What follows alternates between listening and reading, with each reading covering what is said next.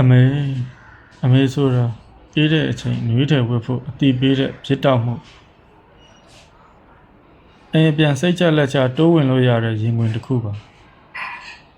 ခီးမထွက်ခင်ထည့်ပေးလိုက်တဲ့အထုပ်ကြီးအထုပ်သေးလေးတွေတသက်တာစိတ်အေးချမ်းသာခိုးလုံရအရက်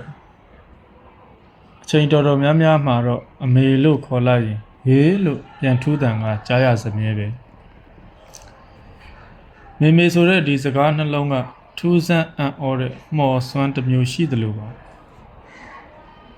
အိမ်မက်ဆိုးတွေမက်ချိန်မှာအမေလို့တခွန်းအောင်လိုက်တာနဲ့အိမ်မက်ဆိုးကနေချက်ချင်းနိုးတယ်